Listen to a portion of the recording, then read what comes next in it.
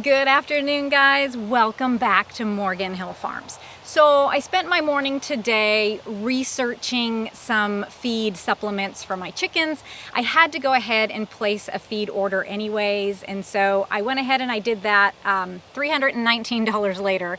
I know that sounds like a lot, but we do order that in bulk. So we end up getting around a 1,600-pound tote at a time. And in addition to that, I was looking for some supplements to kind of mix in with their feed. We've just had such a drop in production that I really need to just make sure that they're laying enough so that we have enough for our family for the winter. I do not want to be buying eggs from the grocery store. So I've got them out free ranging today, trying to get them a little more protein. But we have been so incredibly rainy that they have just been huddled underneath their coop for the last couple days. So they're out and about. This is really the first sunny day that we've had. Of course, I say that and the clouds roll in and the sun goes away. But we've been pummeled with rain up until today. We definitely needed it though. We've been so incredibly dry.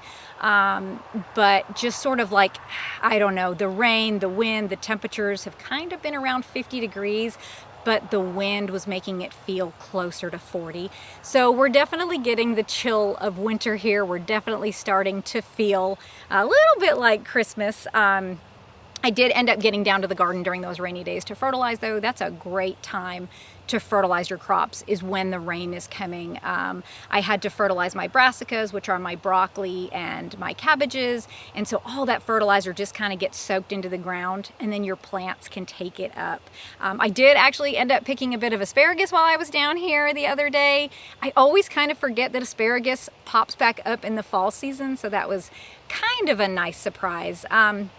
Other than that, the kids and I were kind of able to hang out inside most of the day. Got a lot of household stuff done. Of course, a lot of school, organizing, cooking. There's always cooking, I feel like. So we were able to keep nice and warm, and we even turned the fireplace on. So it was a nice, kind of quiet day for us. Of course, the world is in a state of chaos. Things don't seem to be getting any better anywhere that you look. We're still facing that government shutdown, almost going into a full month here. And we're just having a lot of issues because of it.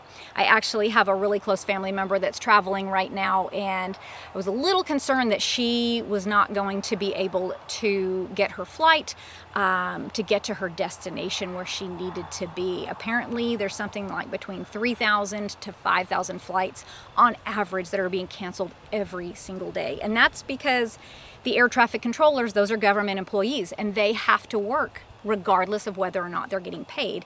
And because we're sort of hitting that month time period of this government shutdown, a lot of them are just kind of calling off. And so as a result of that, they've just had to cancel a lot of flights, ground a lot of flights. And it's not just, your smaller airports.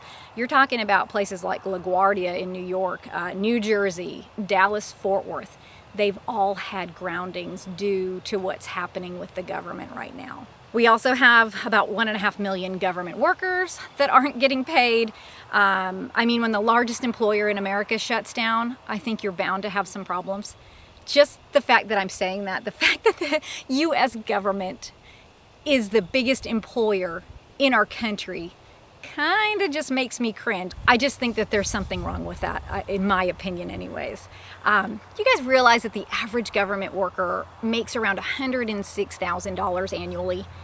And now, of course, they've gone about a month without getting paid. And I would think, they're probably stretching their budget. They're probably just kind of cutting back on some stuff, making, concessions. Maybe they're pulling a little bit from savings right now to get by. But I saw an article that came out. It kind of surprised me. There have been $328 million in loans that have been issued to government employees. Does that not strike a little bit of fear in your heart? The fact that we have people making that amount of money, making $100,000 a year, and they don't even have enough to get them by for 30 days without taking a loan. They miss 1 or 2 paychecks, and there's just not enough in that checking account or savings account to cover their basic bills. Apparently right now they have designated food places where these government employees can go. The lines I'm seeing are just wrapped around these buildings. People have been waiting for hours just to get a few small cardboard boxes of food in DC. It's pretty sobering to watch. These aren't people that don't have a job.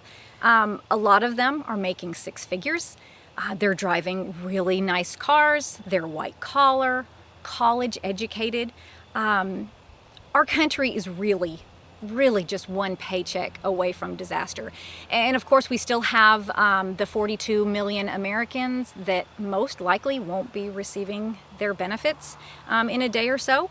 I'm sure a lot of them are hoping to be able to feed their families with the help from like food banks and food pantries and stuff, but food banks are really struggling right now. They're telling people that they're gonna have to stretch what they have. They're gonna have to stretch their food. They're gonna have to find a way to feed their families because they can't help them when they're coming to look for food. I guess that the government ended up cutting about $500 million in programs that actually sent food to these food banks and these food pantries all over the United States. So these pantries are essentially empty. They're calling on Americans to donate food, but as citizens of America, I think we're all struggling. Most people can't donate because they can't even feed their own family right now.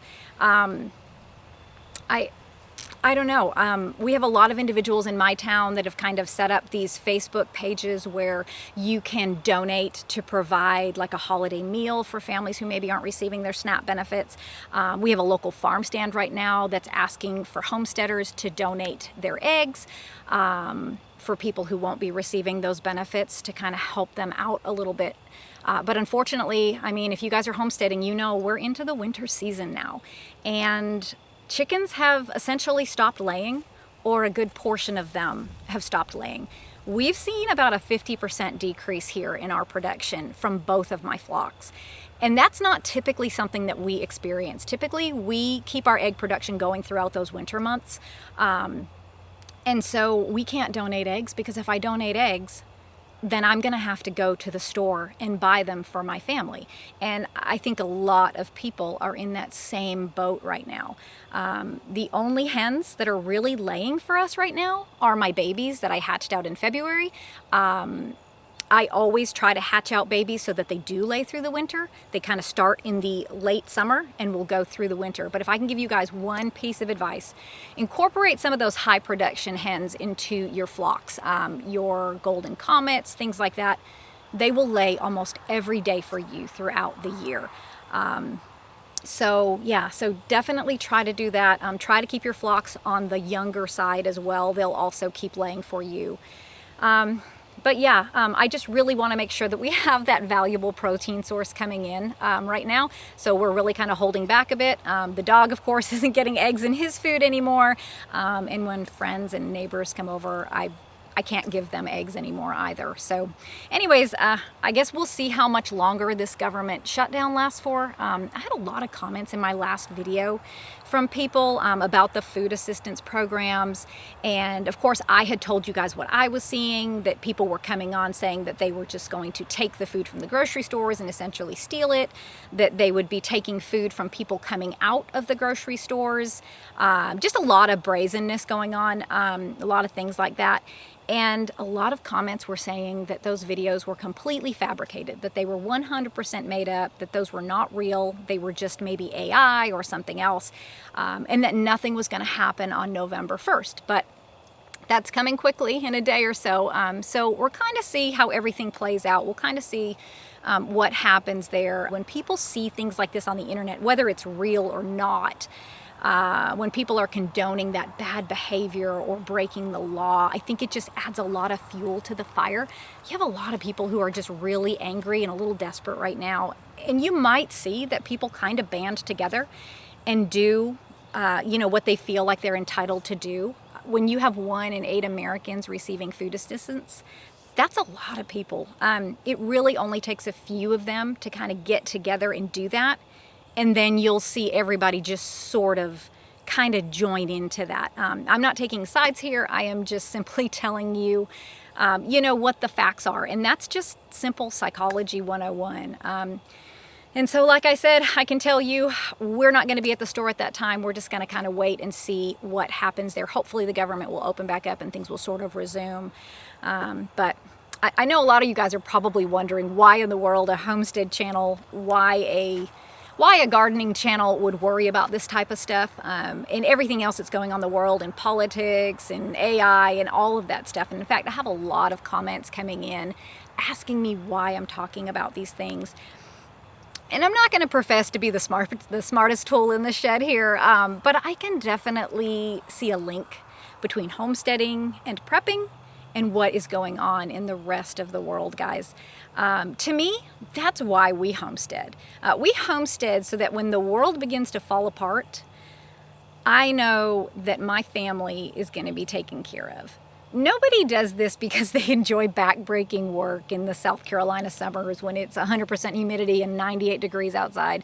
Nobody does this because they want to spend 365 days of the year working and taking care of animals and not being able to leave the farm or go on a vacation just for the joy of it.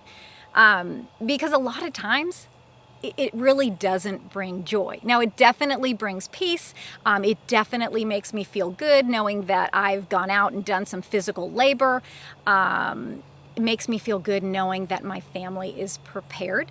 And when I look, at everything that we've been able to accomplish and everything that we've built here, those are really great feelings. But it is a lot of hard work. You can spend an entire day in the garden, harvesting crops, moving soil, moving compost, mending fences. Maybe you've got an animal that's sick and you're trying to figure out what's wrong with them because there's no animal vet out here. Maybe you're fighting a goat who doesn't want their hooves trimmed. That's always fun. And all that kind of stuff. But you barely have the energy to get up to the house, make your kids a good home-cooked meal, and then crawl into bed at night. And so that's really what the majority of our days look like here. And poor Nate, he works a full job, tirelessly at his job, and then he comes home and he works here on the weekends too. So homesteading for us, it's just a choice that we make because the world is really unpredictable. When Helene came through last year, if we were still living like we were back in 2020, our cars would have been completely out of gas. We would have been scouring the grocery stores, trying to find that last bit of food on the shelves. If I had anything in the freezer, it would have spoiled because we had no generator, no way to keep those things up and running. We wouldn't have had any canned foods on our shelf. I did not buy extra of anything. When I ran out, I went to the store. It just would not have been a good situation. And it can be anything like the weather, that brings on an emergency, or maybe it's just a job loss. I shouldn't say just, but it could just be that you just don't want to participate in the world when we're going so far to digital ID and AI and what happens when you can't access your bank accounts to buy gas, to get to work because the systems are down?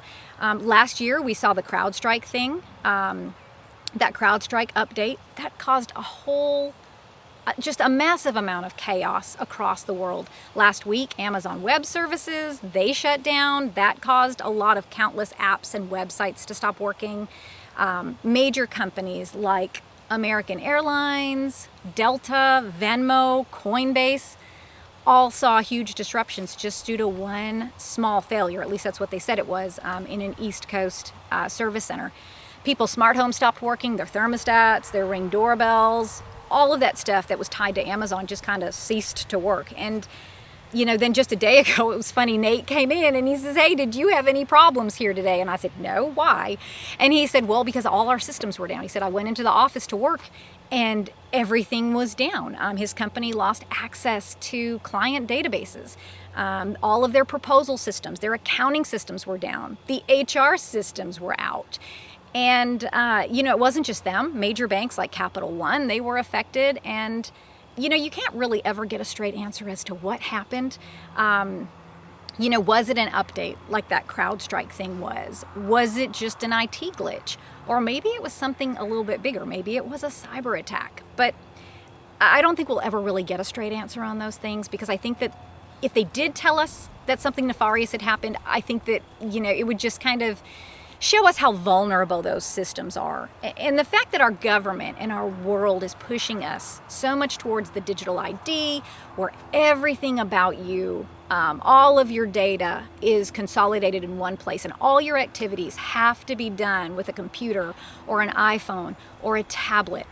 When more and more of this stuff starts happening, and more cyber attacks and more technical issues, I mean, when the world goes down, guys, I just want to know that I have a little bit of cash that I have set aside if I need to buy something.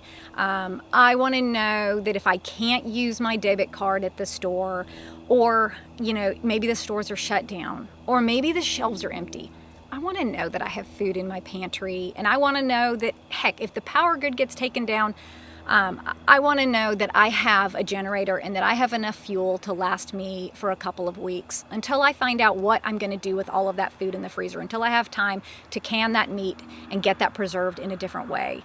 And although it may seem like a lot of these world events have nothing to do with homesteading and gardening and growing a tomato plant, I think they actually have everything to do with it. At least for me and my family, they do. And I think a lot of you guys probably feel the same way. Some of you don't.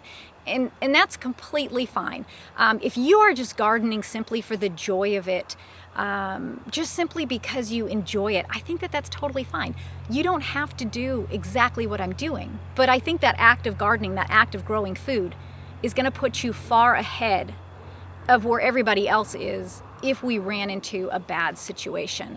You don't have to have my same mindset, but I do think that the more prepared that people are, the more awake that they are, and the more that their eyes are open so that they can actually see what's going on in our world and see what's going on in our countries and where things are headed.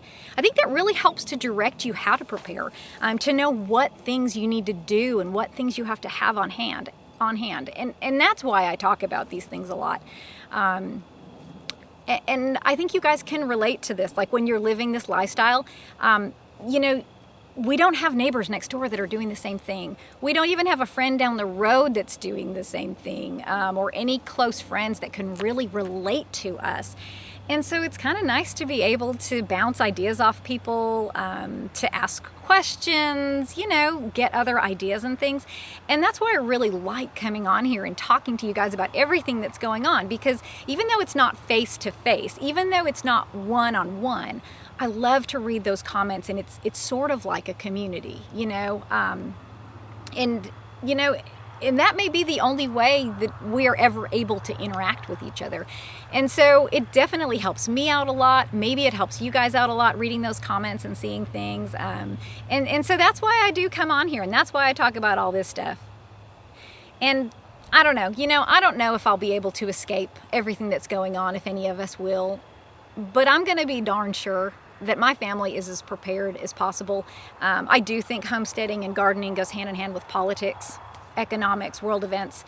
We do it to provide for our families because, guys, at the end of the day, no one else is going to take care of you. In a world that's changing so rapidly and so quickly, and not in a good way, this is my hedge against that. And so I just like to share that with you guys. And so that's why I talk about what I do.